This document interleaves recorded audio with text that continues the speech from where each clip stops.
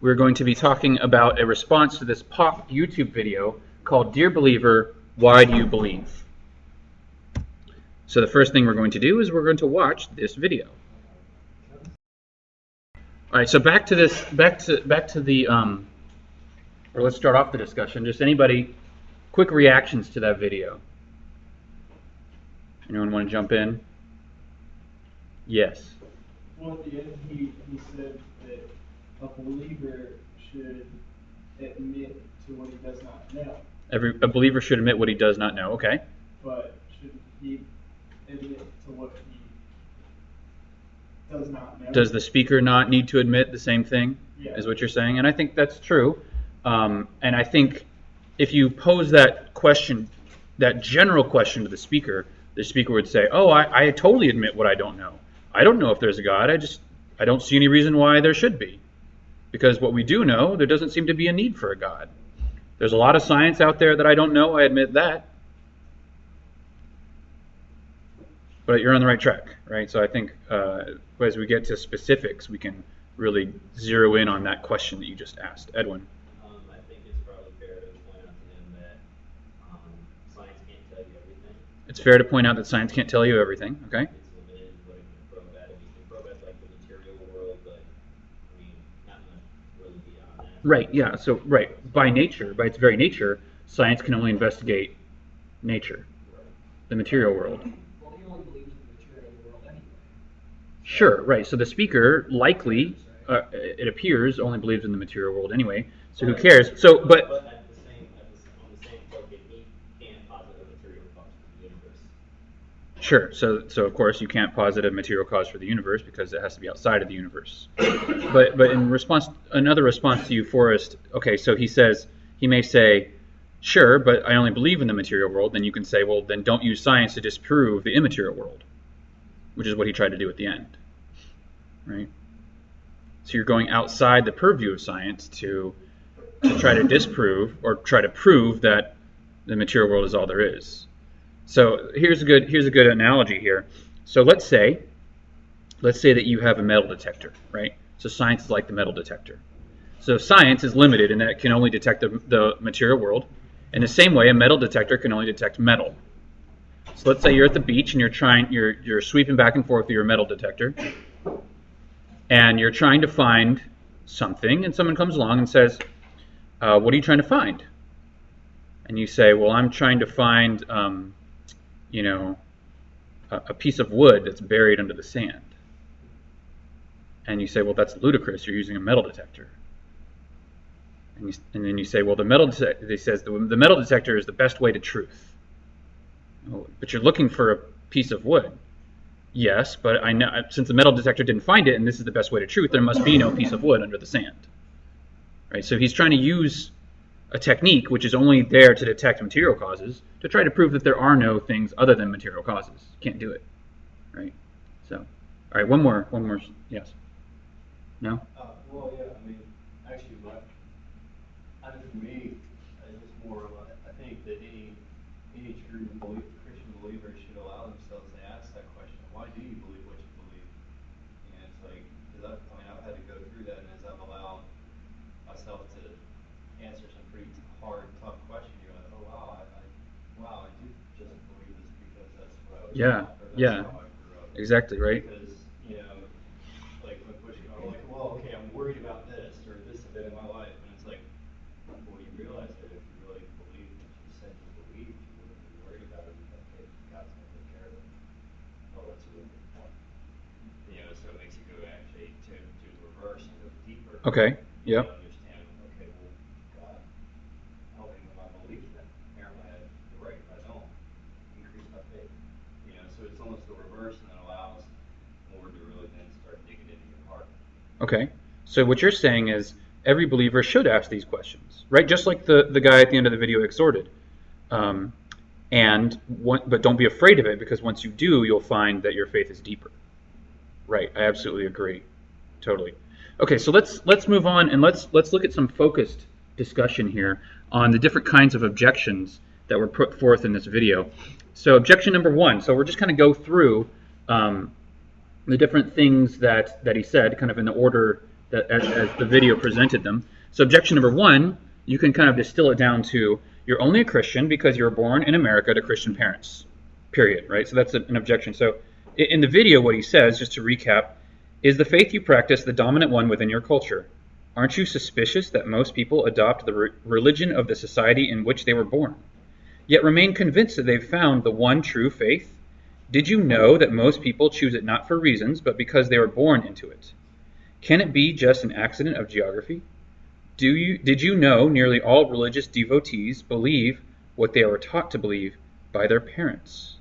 Okay, so this is what he said in the video, and I think it pretty well sums up one of these major objections against Christianity, which says you're only a Christian because you were born in America to Christian parents. Okay, so let's take the discussion among your groups. So let's get back to this. So so objection. So how would you discuss this objection? Would you give a response to it? Would you agree with it? What would you say?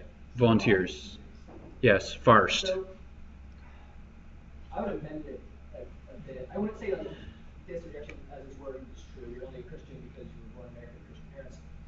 Right. Yeah, I was just summarizing the. Right. I would say that you only became a Christian because you were born in America to Christian parents. You only became a Christian. That's true for most people. Yes, odds are it is true for most people. You know, but then the question becomes, what kept you a Christian?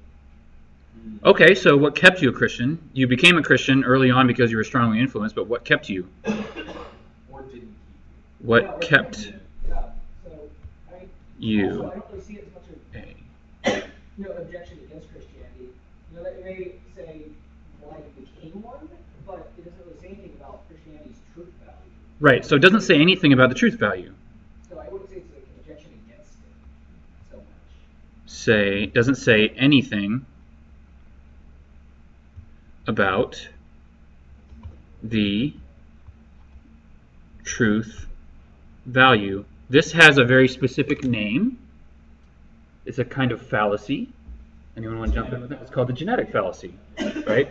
So it's trying to invalidate a claim on the basis of how you came to arrive at the claim, but not necessarily about any reasons for whether the claim was true, right? So good. All right. Good work. Okay. Yes, Will? Also, like we were talking about, it doesn't do anything to mention people that are Christians and are not from that same essentially origins, an American born to Christian parents, and Right. if you get down to it, the first Christians weren't Americans born to Christian parents. They were most of them were born Jewish or following the Roman religion, and they adopted Christianity against the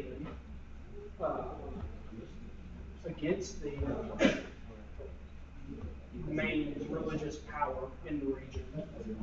So good point. Okay, so two, there are other Christians out there. There are Christians out there in China and India and Africa and other places that are not predominantly Christian nations. And the first Christians adopted Christianity in the face of great pressure against them doing that, and were countercultural, very countercultural. All right, anybody else want to jump in here? The person making that statement is likely influenced by their geography as well. Right. So turn it around, or another way to say it is a sword cuts both ways, right? So the person making the statement, the speaker, is also subject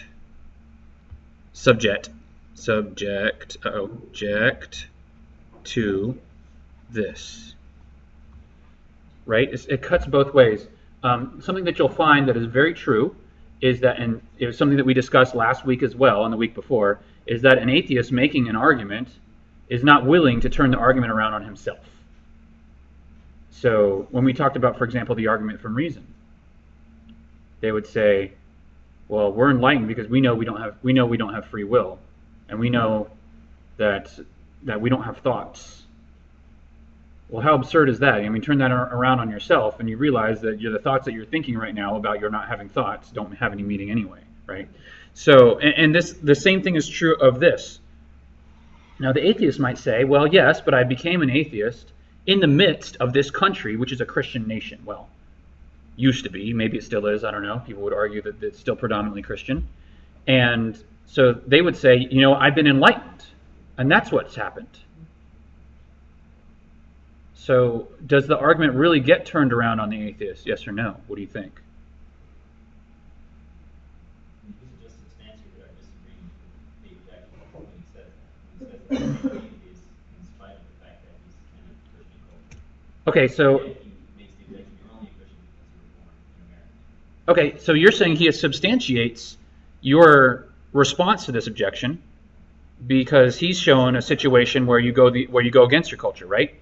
Except for what he's saying is, when you go against your culture, you go to atheism. Because to go against your culture means to become enlightened, and all enlightened people are atheists, like myself.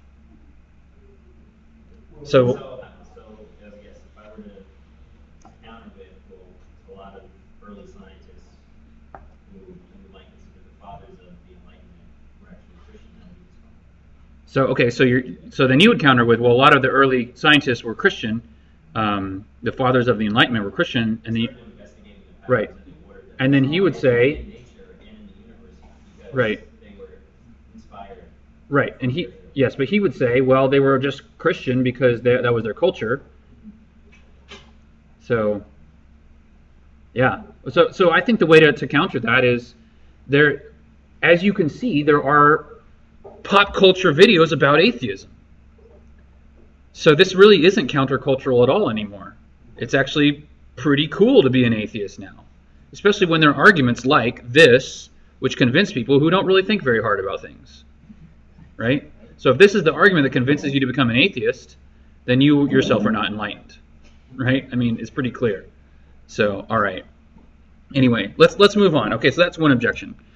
All right, so there are a lot of other objections in here that I kind of lumped into one. If every member of faith feels just as you do, what are the odds that you're right?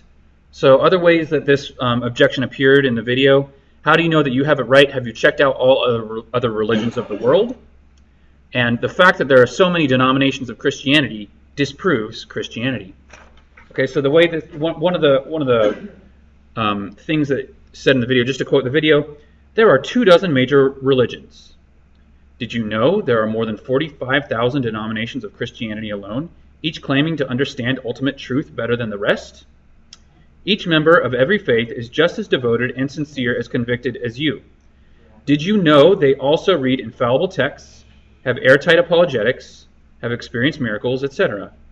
Yet since every religion is mutually exclusive, they cannot all be right. Right?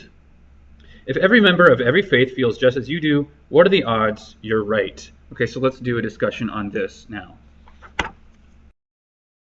It seems at least one of them is an unfair generalization of other religions. They don't all have airtight apologetics. Right. Okay. This is a good point. Right. So one of these things that he said, it's completely almost self-contradictory. Right. They don't all have airtight apologetics. They can't. Right. They don't and can't all have airtight apologetics. Of course they cannot, right? How could they all have airtight apologetics? And here's the thing. So it's almost like it's hard to pin down what this speaker is saying in the video, because at the beginning and at the end he's almost saying there are no reasons for belief in God. And here he says you have airtight reasons to believe in God. So it's kind of weird, right? So there is at most one religion that has airtight apologetics. If by airtight you mean really, really, really good reasons, right? And by the way, kudos to this guy, because he says they're all mutually exclusive. So he's not a pluralist. He's not saying all religions lead to God, right? He's clearly at least got that part of his thinking right. So of course they don't and can't all have airtight apologetics. Good. Anybody else? Yeah. Well, what I was mentioning here is that the question in and of itself is a fallacy, because it says if every member of faith feels just as you do. I was like, well, my faith is not based on how I feel right. One thing or another. It's based on feelings are involved, but experiences are involved, reasons involved, concrete. I mean, it's way more than just that.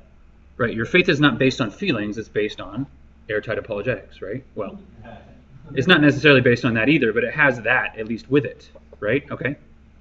Yeah. I guess just a general answer to like the big question, I would basically counter with like, you have to take into account all of the historical facts that we know we can be fairly certain of. Okay. All of the science that's out there, all of the facts, and then really look at each and every worldview and see which one of those worldviews is most consistent with what our experience is telling us. All facts. And then regarding his second fact, the fact that there are so many denominations of Christianity disproves it. Well, I don't think that's an argument. And two, there are lots of when he speaks to denominations of Christianity, that just means that there are a lot of unsettled questions and controversies within the faith, but there are plenty of unsettled questions and controversies within science. But it doesn't disprove the method of science. Sure. Okay. So about the denominations. Just means there There are some unanswered questions to denominations. Now, an atheist would say, why couldn't God just give you all the answers? Why did he leave any questions, right? He wrote this infallible text, right? I think it's a bad argument. And God is not obligated to give us all the answers, right? So, good. Hold on. Quiet down, guys. So, you should. Okay, you should take into account all facts and look into all worldviews. However, so just to counter that, okay, so the fact there's so many denominations of Christianity doesn't do anything to disprove it. It might raise some questions, though, about maybe the church should try to be more unified. But I don't think it disproves Christianity at all. Here's another one. How do you know you have it right? Have you checked out all the other religions of the world? Well, you don't. I don't think that's a fair question. I think that's a stupid question. Sorry, yes. Because, I'm sorry. When you know the answer to a problem, you don't have to check out every single other answer to know that the answer that you have is right. So if I said, what is 2 plus 2? You don't have to say, well, let me try 5. Let me try 6. Yes, that's true. Okay. So, I don't know if it's fair to compare that experience to evaluating whether or not our worldview is more robust than Satan Deism, for example. Sure. Okay. Right. Well, in a way, it does, right? Because if you're trying to, so your point is math is one thing, and then comparing our worldview to, say, Judaism, which is the example you gave, right? So if you take, and this is not, I don't think you should take this as a pillar of Judaism, but if you take as a pillar of Judaism, in exclusion of Christianity, that Jesus is not God, Jesus did not rise from the dead, then I think you don't have to investigate all of Judaism to know, on the basis of the historical reliability of the resurrection, that Judaism is not true. No, but, okay, so, all right, so hold on. So if you were convinced by the historical reliability of the resurrection that the resurrection did happen, why would you have to check out every other faith to know that Christianity is true? That was my point. You don't have to check out every other faith. If you have the right answer, it's the right answer. Yes. So if you have a completely consistent worldview that matches reality, right? Why would you have to look for a more consistent worldview if yours is perfectly consistent? And yeah, so that's another. So Forrest said it better than I did. If you have a perfectly consistent worldview that matches reality, why would you have to go check out every single other worldview just to try to find one that was, quote, more consistent? You wouldn't, right? There's no reason to. Right, now let's say. If you're trying to convince like a Jew or say a Muslim, I think it would serve you well if you knew something about their religion. Sure, absolutely, right. So if you're trying to do evangelism or apologetics to someone else, it would be better to know more about their worldview. Yes, absolutely. Yeah. Right, but that's not what this guy's talking about here. He's saying have you checked out all the other religions in the world. I think scientism and atheism in itself is some sort of religion. Yeah, absolutely. But what he's talking about is in order for you to have a good enough reason for you to believe your own religion, you have to check out all the other religions of the world to make sure that you're right. And I think that's completely false. Right. You could also think of it like, did he do that also including the God? Right. Okay. So here's a good point. Right. Did this speaker do that as well, and then conclude that there is no God? Right. Can you turn this argument back around on him? And what he's trying to do, and a lot of atheists will do, is He's trying to set atheism apart as a separate worldview, apart from religion. And he's saying, well, first of all, atheism is the default view.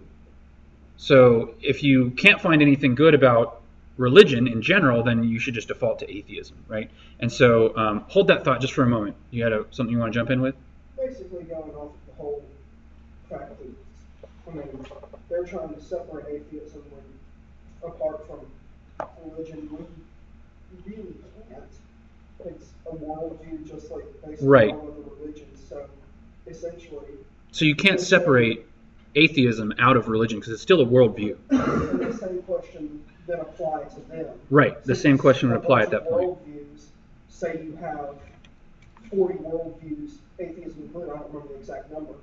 Any one person from any one worldview has statistically a 1 in 39 chance of being right, atheists included.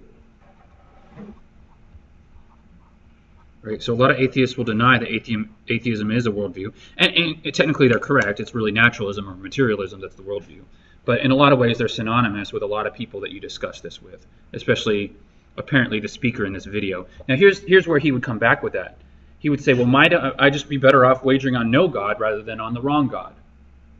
That's the way in which atheism, he's trying to set it apart as a slightly different, as a separate worldview. So he says, I've been told my unbelief is guarantee of missing heaven and going to hell. But who's heaven? And who's hell? Should I, just to be safe, accept God? But who's God? Given so many options, what are the chances? Might I be better off wagering on no God rather than the wrong God? What if you're wrong? What if not Jehovah, but Allah, or Wu Tan, or some other God on the other side of the planet you've never even heard of? Okay, so I guess we probably don't have time to discuss this in groups, so if you want to jump in with that. Isn't that essentially, I mean, he's saying I'm better off wagering that there is no God.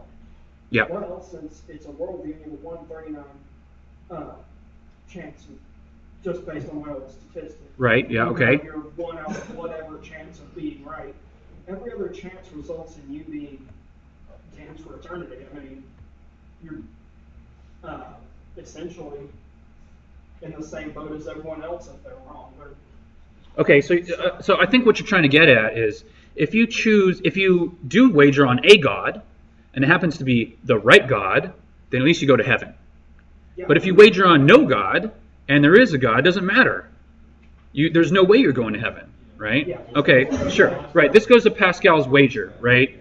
So you have nothing, you can't win unless you, well, he's betting on something that he knows has to be wrong if his goal is to go to heaven, right? Yeah. Okay. Which isn't necessarily this dude's goal, right? Okay, yeah, anybody else want to jump in? Yeah, Brian? No? I feel like he's Okay. separating it from atheists to when there being no God and the God isn't like, oh, there's a 50-50 chance that there is a God or there isn't a God, right? There's like a 1 in a million chance that you get the right God right. And I feel like that's like he's trying to point it out like, wait, like, it's like, there's a bigger percentage that there being no God than you picking the right God. Okay, so what you're saying is, and it's kind of what you were saying too, is that atheism is still a worldview. If you have 40 religions or 39, you have to then also add the one extra, which is atheism. So you have 40 different choices. So it's still, it's not that atheism has a better chance of being right. He's just saying, for some reason, and doesn't give an argument for this, we should just default to atheism. Oh, there's so many choices out there. Let me just not decide and just choose there's no God, even though he has no reason to. Right? It doesn't make any sense. Okay, so there's no argument given. There's no argument given that there's no God. Hey, that's a good one. Hey, you could do the hard work. You could do the research. I'm sorry, my handwriting's so bad. Okay, let's keep going because the next one is laughable. You're an atheist too, just for one less God than I am. Okay, how many of you have heard this before? This is absolutely... You've never heard of it? This is absolutely ludicrous. Okay, so here's what it says. Truth is... Hey, you guys quiet down. Quiet down. Truth is, you already know what it's like to be an atheist. For all gods but your own. First of all, stop. No. Right? Because if you can't be an atheist with respect to a god. Either you're an atheist or you're not. Okay, moving on. The way you view them, i.e. other people, is the same way they view you. Every devout Hindu, for example, has embraced his faith for the exact same reasons you've embraced yours. Yet you do not find his reasons compelling, nor do you lose sleep at night wondering whether you wake up in his hell. Given this, is it so hard to see why some of us just take our atheism one God further? Okay, so, all right, completely asinine, but here's the thing. People are convinced by this argument. It's not even an argument, right? It's like changing definitions and playing semantics. But even so, right? So this is absolutely stupid. But when it's conjoined with what it's supposed to go with, it's actually a good point of discussion. And I think we should give this guy the benefit of the doubt and view it in this way. So when you say, you're an atheist too, just for one less God than I am, if you then say, tell me the reasons why you believe in your God, and I'll tell you the reasons why I reject all gods. So at least you're moving the argument to an argument where you want to discuss reasons, right? So, but anyway, let's go ahead and discuss this one.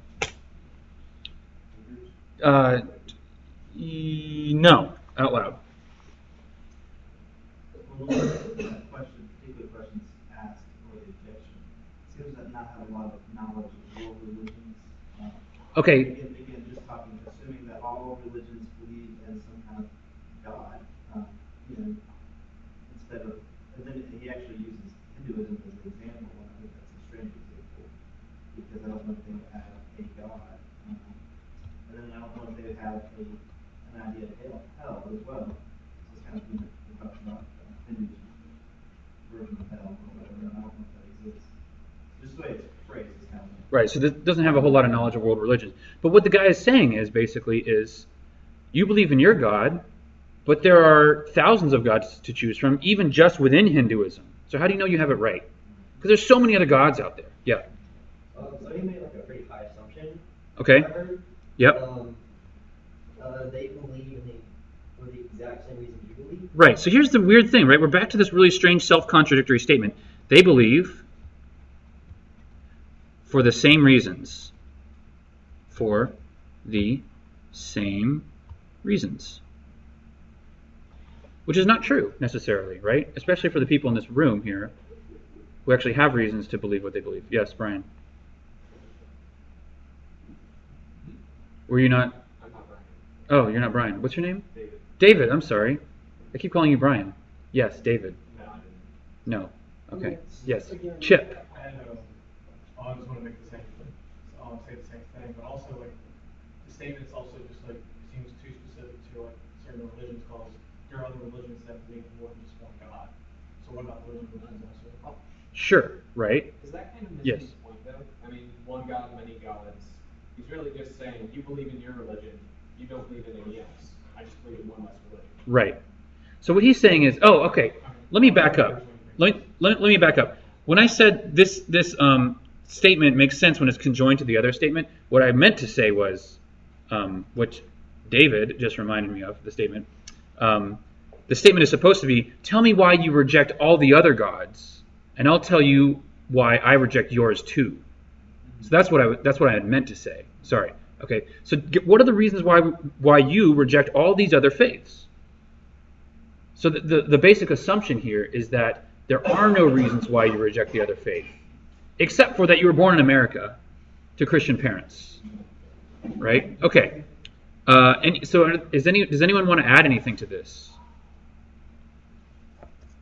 Essentially, he's still flip-flopping on. You don't have there are no reasons to believe in this, so tell me what are your reasons that you believe in this. Right. So there are no other reasons to believe in this. Tell me your reasons. Yeah. Right? You can just start telling reasons for why you believe. Right. So here's the answer to everything, right? So give your reasons. So or as Cold Case Christianity author J. Warner Wallace likes to say is make a case. Make a case. Okay, Forrest? Have we discussed the definition of atheism yet? Let's discuss the definition of atheism. Like, the definition of atheism is making a truth claim there is no God. Sure. Right? Okay. So you can't be an atheist to every other religion because, like, you still believe in a God. Atheism equals positive statement. So if you take the classical example or classical definition of atheism, which they are now trying to change because it's problematic, but it wouldn't make sense. I don't think they're just trying to change it. I think they've succeeded. I mean, this is a bad thing to change definitions if they're bad definitions. So let's change it back. Okay, yeah, right. So atheism is the positive statement, there is no God. So how can you be atheist with respect to all other gods? That doesn't make any sense. But if you take the definition of atheism that atheists like nowadays, it is, I lack belief in a God. So I lack belief in all of these other gods. I just go one God further than you. Right? Okay. So I think, but here's the thing. Make a case. Right? We have reasons behind our faith here. So just make your case. Tell this person why you reject all other gods. And see if he can make a case for why you should reject yours too. I think that's fair, right? So this is this isn't a good objection. It's a nice thing to start a conversation with. But it's not a very good objection on its face. It is stupid. I mean, you said it in the beginning. Yeah, I agree. Okay, let's do this one. I wonder if religions aren't just ancient constructs in an attempt to explain unexplained phenomena. Though irrational in content, they are not irrational in their emergence. But we no longer live in the dark. Science is ablaze in our world. We no longer live in the cave. We no longer require comforting stories that make us feel safe, comforted, or valued. Isn't it time our faith matches our discoveries, our ideas, our new perspective? Greater awe in reality rather than in a fantasy? So that's how religion started. Yes. So like all the stories and parables in Christianity did bring comfort to the first Christians. I mean, it just brought persecution. Okay. See how they use it as a crutch. All right. So Christianity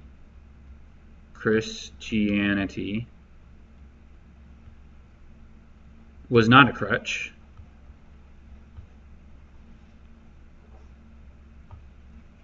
It brought I also think atheists use atheism as a crutch to escape a bad they don't want to. persecution, right? Okay, good. So turn it around. Turn it around. Atheism, hold on, atheism is also a crutch, right? Because you don't want to believe in a God that is going to have to take control over your life or that you'll have to be accountable to. Okay, yep.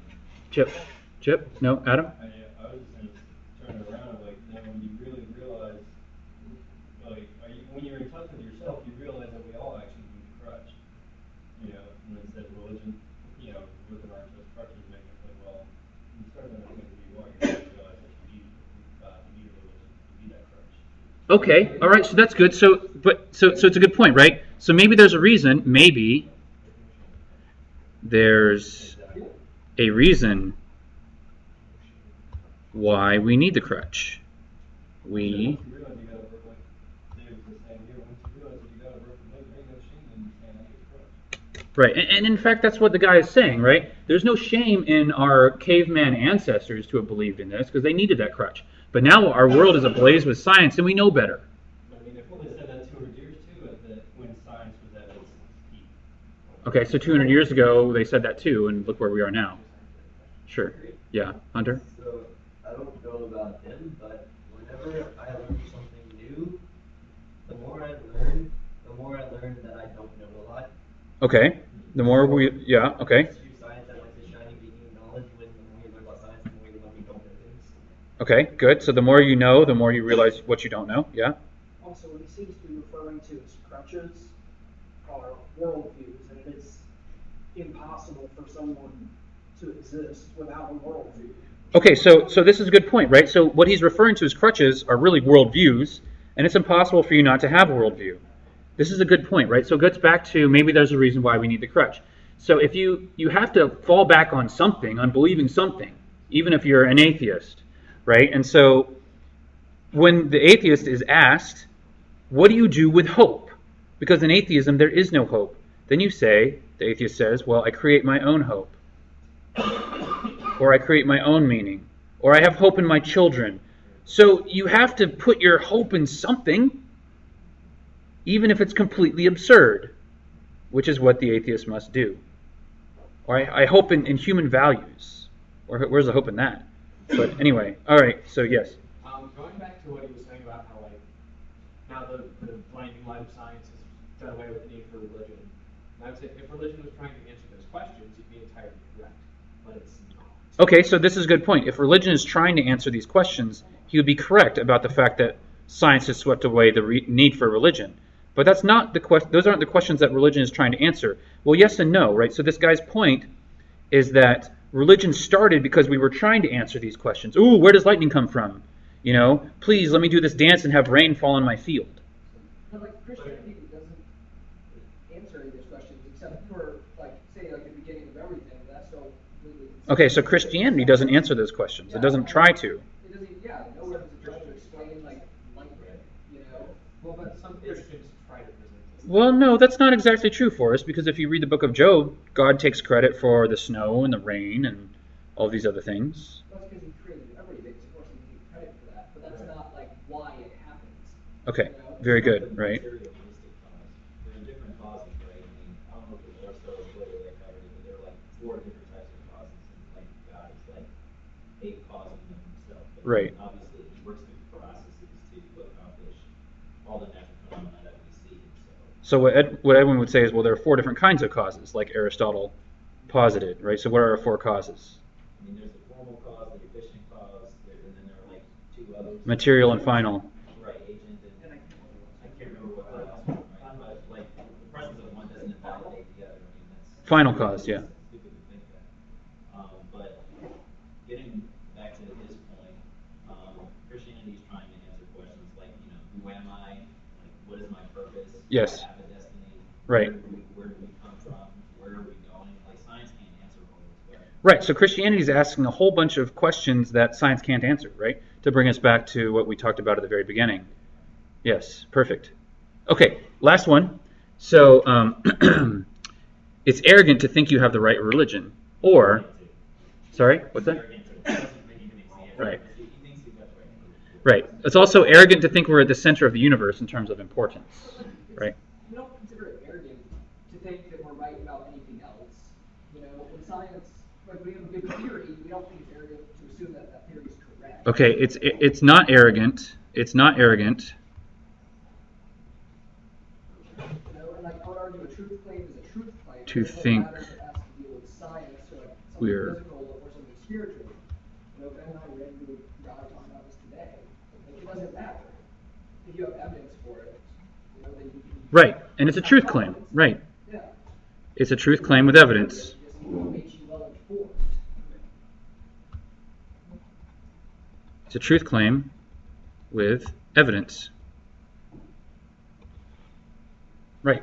And it doesn't make you arrogant. It can't make you arrogant, yes or no. What would make you arrogant is if you thought you were better than everyone, but that doesn't make you wrong, because you really could be better than everyone. Yeah.